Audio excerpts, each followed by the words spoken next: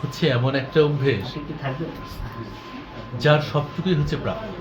কেমন বই প্রত্যেকের পড়া উচিত, সব বয়সের মানুষের পড়া উচিত, এবং পৃথিবীর উন্নত দেশগুলোতে বই পড়াটা খুবই স্বাভাবিক একটা ব্যাপার।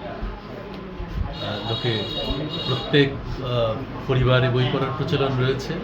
রাস্তাঘাটে লোকে যখন চলাফেরা করে তখন তারা বই পড়ে, এবং এই বই পড়ার মধ্যে দিয়েই কিন্তু একটা জাতি অনেক বড় হয়ে যায়। তো আমাদের দেশে একসময় লাইব্রেরি তৈরি করা এক একটা জায়গাতে এবং বই পড়া এটা খুবই সাধারণ একটা ব্যাপার ছিল। মাঝখানে এটার গুরুত্ব কেন যেন হারিয়ে গিয়েছিল, এটা আবার ফিরে আসতে শুরু করেছে। এটা খুবই একটা ভালো লক্ষণ। এরকম একটা জায়গা যার উদ্যোগে হয়েছে তাকে আমাদের প্রথমে ধন্যবাদ। জীবনের সব আয়োজন এখানে একসাথে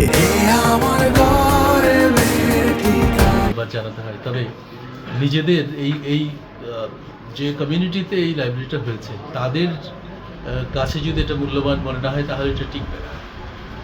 সেই জন্যে আপনাদের উচিত হবে যারা বড় রয়েছেন এদেরকে উৎসাহিত করা, আরও বইয়ের সংখ্যা বাড়ানো,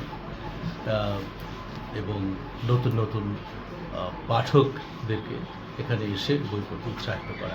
এবং একসময় এমন হতে পারে যে বই কিন্তু সব বই এখানে একবারে বসে পড়ে ফেলা সম্ভব নয়।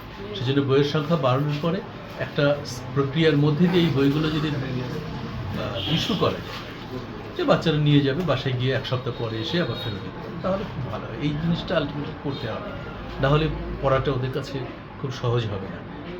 এক একটা বই তো এখানে বসে যদি পড়তে হয় তাহলে দীর্ঘদিন লেগে যাবে। কাজে এই প্রক্রিয়াটা চালু করে যায় কিনা সেটা বলে। তবে খুবই ভালো উদ্যোগ, খুবই চমৎকার, এবং দেখে নিঃসন্দেহে আমাদের খুবই ভালো লাগছে।